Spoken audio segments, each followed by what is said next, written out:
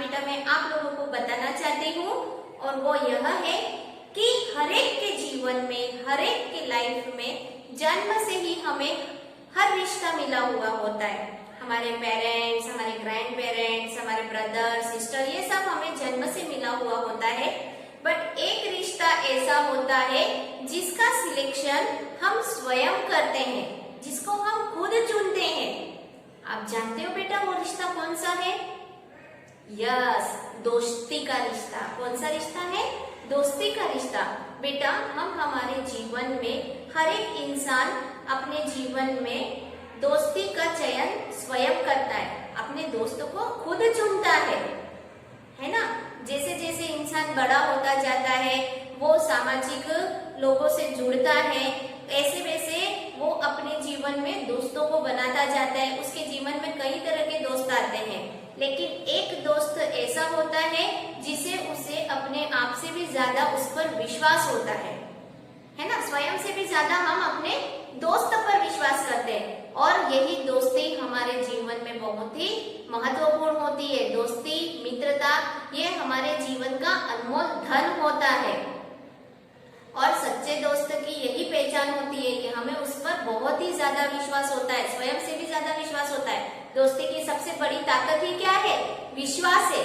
और उसी के साथ साथ जो सच्चा दोस्त होता है वो अपने दोस्त को कभी भी मुसीबत में अकेला नहीं छोड़ता है, मुसीबत के समय उसका साथ देता है। चाहे कैसी भी परिस्थिति हो, वो अपने दोस्त को मुसीबत के समय में अकेला नहीं छोड़ता है, और साथ ही साथ उसे सही गलत की पहचान भी करवाता है।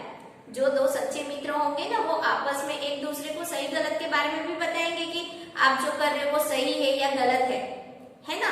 तो यही हमारे जीवन में, हर एक के जीवन में एक दोस्त की जरूरत होती है, और यही दोस्त हमें सही गलत की पहचान भी कराता है और हमारी मुसीबत में भी हमें साथ देता है। तो यहाँ पर भी डामर और पिथियस दो सच्चे मित्र हैं, और इनकी मित्रता की कहानी ही यहाँ पर दी गई है। दो मित्रों के बारे में ही कहानी दी गई है, और ये कहानी यहाँ की नहीं है, विदेशी कहानी है। और कहाँ की है? ग्रीक की लोक कथा है। डामन और पिथियस की दोस्ती की जो कहानी आज हम पढ़ने जा रहे हैं, वो ग्रीक की एक लोक कथा है। लोक कथा यानी वहाँ के लोगों में प्रचलित कथा है, इसीलिए हम इसे लोक कथा कहते हैं। तो डामन और पिथियस भी दोनों सच्चे दोस्त थे, और इनकी दोस्ती की वजह से ही उनके वहाँ का जो राजा था, जो बहुत ही अत्याचारी था, तो इनकी दोस्ती को देखकर उसका भी दिल बदल जाता है। दोस्ती में बहुत ताकत होती है, दोस्ती बहुत बड़ा अनमोल धन होता है। तो इनकी दोस्ती को देखकर भी वहाँ का जो निर्दयी राजा था, अत्याचारी राजा था, वो भी अपना दिल बदल देता है। तो आइए जानते हैं डामन और पिथियस से जुड़ी हुई इस स्टोरी के बारे में, इनकी दोस्ती के बारे में कि ये दोनों कैसे दोस्त थे। तो चलो स्टार्ट करते हैं आज का ये टॉपिक, डामन और पिथियस। दो मित्र थे, एक का नाम था डामन और दूसरे का नाम था पिथियस। पिथियस जिस देश में रहता था, वहाँ का राजा बहुत ही अत्याचारी था।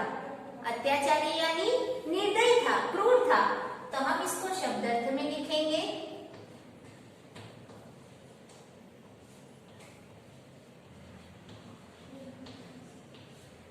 कैसा था राजा? अत्याचारी था।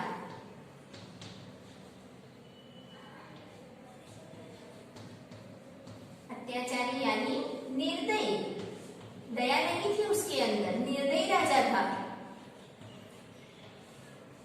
तो पिथियस जहाँ रहता था, वहाँ का राजा बहुत ही अत्याचारी था। उसने कुछ न कुछ दोष लगाकर पिथियस को जेल में डाल दिया, कैद कर दिया, है ना। दोष यानी कसूर। पिथियस को दोष निकालकर वहां के राजा ने क्या कर दिया? पिथियस को कैद कर दिया। कसूर, आरोप भी कह सकते बेटा, आरोप लगाकर।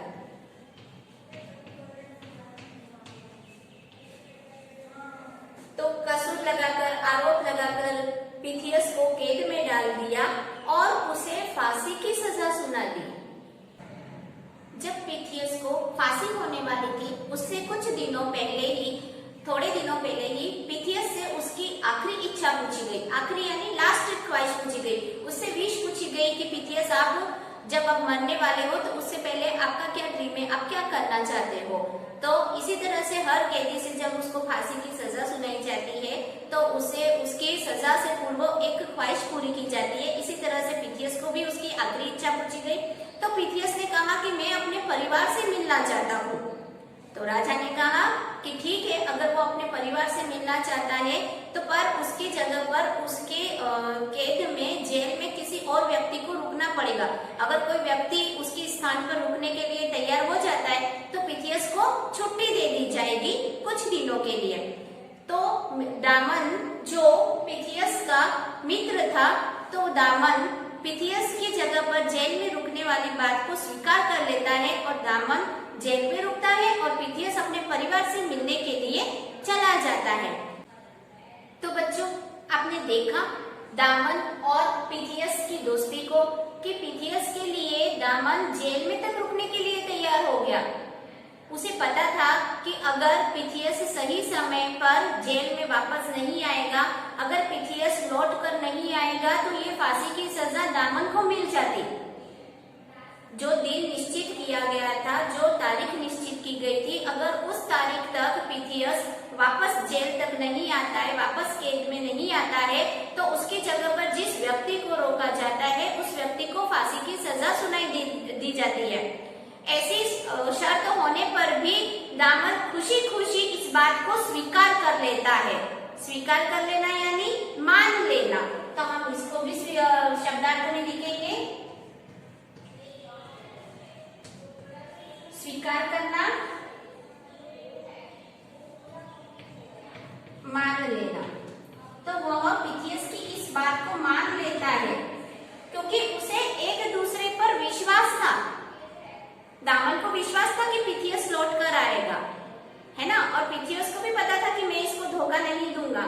तो वो खुशी खुशी दामन जो होता है वो पिथियस की बात मान लेता है और जेल में तक रुकने के लिए तैयार हो जाता है। तो देखा बेटा, दोस्ती में कभी कोई शर्त नहीं होती है। अगर कैसी भी मुसीबत हो, चाहे कैसी भी सिचुएशन हो, कैसी भी परिस्थिति हो, एक दोस्त, एक सच्चा दोस्त अपने दूसरे दोस्त की मदद करता है, चाहे उसके लिए उसे अपनी जान पर भी क्यों ना खेलना पड़े। तो अपनी जान को जोखिम में डालकर भी दामन जो होता है वो पिथियस की मदद करता है। अब पिथियस थोड़े दिनों के लिए अपने परिवार के साथ रहने के लिए चला जाता है। वहां पर थोड़े दिन रहकर जब वो वापस आ रहा होता है, उसे वापस तो आना ही था, उसे थोड़े दिन के लिए रिहा किया गया था, थोड़े दिन के लिए उसको भेजा गया था। तो जब वो वापस अपना जो छुट्टी के दिन दिए हुए थे उतने दिन अपने परिवार के साथ रहकर वो जब वापस आ रहा होता है तो वो समुद्र के मार्ग से वापस आता है और जहाज में वापस आता है। तो पानी का जो रुख होता है, जो हवा होती है वो बहुत उल्टी होती है। तो उल्टी हवा बहने की वजह से जो उसका जहाज और जो नाव थी वो सही समय पर वापस उसके देश में नहीं आ पा रही थी जहां पर वो कैदी बन के रहा था। तो इधर जो दामन जेल में रुका हुआ था उसको अंदर से खुशी हो रही थी कि अच्छा है मेरा दोस्त ना आए तो। क्यों? क्योंकि वो अपने दोस्त की जान को बचाना चाहता था। उसे ये लग रहा था कि वो इतना अंदर से खुश हो रहा था कि भगवान करे कि पिथियस ना आए। अगर पिथियस नहीं आएगा तो ये सजा किसको होने वाली थी? दामन को होने वाली थी। और दामन इस चीज के लिए दुखी नहीं था, वो अंदर के अंदर प्रसन्न हो रहा था। प्रसन्न यानी खुश होना। वो अंदर के अंदर बहुत ही प्रसन्न हो रहा था, उसे खुशी हो रही थी। क्यों खुशी हो रही थी? क्योंकि वो अपने दोस्त की जान बचाना चाहता था। वो चाहता था कि अगर मुझे मेरी दोस्ती के लिए मेरा जीवन भी बलिदान करना पड़े तो भी कम है। तो वो पिथियस की जगह पर फांसी पर चढ़ने के लिए बहुत खुश हो रहा था। इधर दूसरी तरफ पिथियस ये सोचकर दुखी हो रहा था कि अगर मैं समय पे नहीं पहुंचा, अगर मैं समय पर फांसी का जो समय निश्चित किया था अगर उस समय पर नहीं पहुंचा तो दामन को फांसी हो जाएगी। ऐसा सोचकर वह अपने मित्र के बारे में सोचकर दुखी हो रहा था और उधर दामन फांसी पर चढ़ने के लिए खुश हो रहा था। इसी तरह से फांसी का समय भी आ जाता है, दामन को फांसी के तख्ते तक पहुंचाया जाता है और दामन अभी भी खुशी है, अभी भी वो प्रसन्न हो रहा है। फांसी का दिन भी निश्चित था, जो दिन था वो दिन भी आ गया और उसको फांसी तक पहुंचा दिया गया। फिर भी उसके मन में एक थोड़ा सा भी दुख नहीं था, थोड़ा सा भी गुस्सा नहीं था, वो बहुत ही खुश हो रहा था। वहां पर बहुत सारे लोग भी इकट्ठे थे, तो लोगों को भी ये सारी बात पता थी कि पिथियस जिसको फांसी होने वाली थी उसकी जगह पर दामन फांसी पे चढ़ने वाला है। तो लोगों में भी तरह तरह की बातें होने लगी और वो लोग पिथियस को भरा बुरा बोलने लगे, कि पिथियस के बारे में बोलने लगे कि पिथियस ने अपने मित्र को धोखा दिया और उसको फांसी की सजा हुई थी, तो वो धोखा देकर यहाँ से भाग गया और अपने मित्र की जान जोखिम में डाल दी। इस तरह से लोगों के बीच में बातें हो रही थी। तो दामन ने जब ये बातें सुनी तो वो भी चिल्लाने लगा और कहने लगा, मेरे दोस्त धोखेबाज नहीं है, कोई मेरे दोस्त को कुछ भी नहीं कहेगा, मुझे मेरे दोस्त पर पूरा विश्वास है। उसे कुछ न कुछ कारण की वजह से, कुछ न कुछ मजबूरी होगी जिसकी वजह से वो समय पर यहाँ पर नहीं आ पाया। तो देखा बेटा, दामन को कितना विश्वास था पिथियस पे। उसे अंदर से पूरा विश्वास था कि उसका दोस्त कभी भी उसको धोखा नहीं दे सकता है। तो जब लोगों की कहा सुनी सुन रहा था, जब लोगों की उल्टी सीधी बातें सुनी, तो उसने लोगों को भी बताया कि मेरे दोस्त पर मुझे पूरा विश्वास है, मेरा दोस्त मुझे कभी भी धोखा नहीं दे सकता है। हो सकता है उसकी कोई ना कोई मजबूरी रही होगी जिसकी वजह से वो समय पर नहीं आ सका। और ऐसा बोलते हुए वो जो जल्लाद होता है, जो फांसी की सजा देता है, जो फांसी तक मुजरिम को पहुंचाता है और जो फांसी देता है, उसको हम जल्लाद कहते हैं। तो वो जो दामन था वो जल्लाद से कहता है कि भाई फांसी का समय हो गया, आप देर क्यों कर रहे हो। देखो उसको कितनी खुशी हो रही है, अपनी जान गंवाने की भी उसको कितनी खुशी है। वो सामने से जल्लाद को कह रहा है कि मुझे फांसी पे चढ़ा दो, आपका समय हो गया, आप मुझे फांसी पे क्यों नहीं चढ़ा रहे हो। तो इतने में ही वहां पर जोर से आवाज आती है, रुको रुको, ठहरिए ठहरिए, मैं पिथियस हूँ, मुझे फांसी की सजा दी गई है। देखते ही देखते पिथियस अपना घोड़ा दौड़ाता हुआ फटाफट से दामन के पास में आ जाता है और दामन के गले में जो फांसी का फंदा लगा हुआ होता है उसको निकाल लेता है। और दोनों मित्र आपस में एक दूसरे के गले मिलते हैं और गले जब मिलते हैं तो दोनों के आंखों से बहुत आंसू निकल जाते हैं, दोनों बहुत रोने लग जाते हैं। और अब पिथियस जो फांसी का फंदा था वो अपने गले में लगा लेता है और जल्लाद को फांसी देने के लिए कहता है। इतने में ही राजा जो वहां पर खड़ा था वो जोर से चिल्लाता है, रुको रुको, तुम मेरे पास में आओ।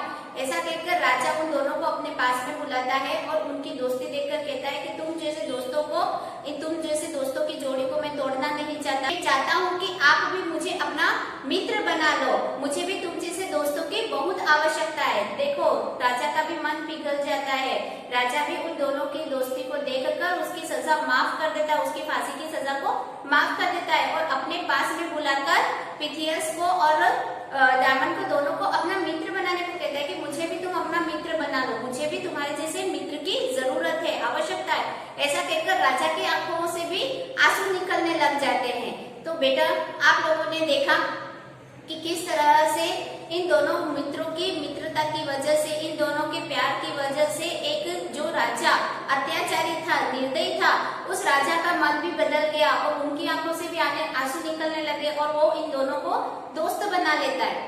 तो बच्चा हमने ये जो दामन और पिथियस की दोस्ती की कहानी आज जो हमने सुनी, उस कहानी से हमें ये सीखने को मिलता है कि हमें भी हर एक परिस्थिति में अपने दोस्त की मदद करनी चाहिए। मुसीबत के समय में हमें दोस्त का काम में आना चाहिए, चाहे कैसी भी मुसीबत हो, कैसी भी परिस्थिति हो, हमें हमारे दोस्त की मदद करनी चाहिए। इसी के साथ साथ बेटा दोस्ती से जुड़ी हुई एक और बात मैं आप लोगों को बताना चाहती हूँ कि दोस्ती का सम्मान करने के लिए हमारे देश में दोस्ती के लिए मित्रता दिवस मनाया जाता है। मित्रता दिवस यानी फ्रेंडशिप डे मनाया जाता है ना, हम सब लोग फ्रेंडशिप डे मनाते हैं ना, तो ये दोस्ती के लिए ही मनाया जाता है। और इसका भारत में कब मनाया जाता है? अगस्त महीने की जो फर्स्ट संडे आता है, अभी हमारा गया अगस्त मंथ है ना, अगस्त महीने के फर्स्ट संडे को हमने फ्रेंडशिप डे मनाया ना, तो भारत में अगस्त महीने के फर्स्ट संडे को फ्रेंडशिप डे मनाया जाता है। और यही फ्रेंडशिप डे दक्षिण अमेरिका में 30 जुलाई को मनाया जाता है। देखो दोनों जगह अलग अलग है। दक्षिण अमेरिका में 30 जुलाई को फ्रेंडशिप डे मनाया जाता है और इसे शुरू करने वाले कौन थे? Joyce hall.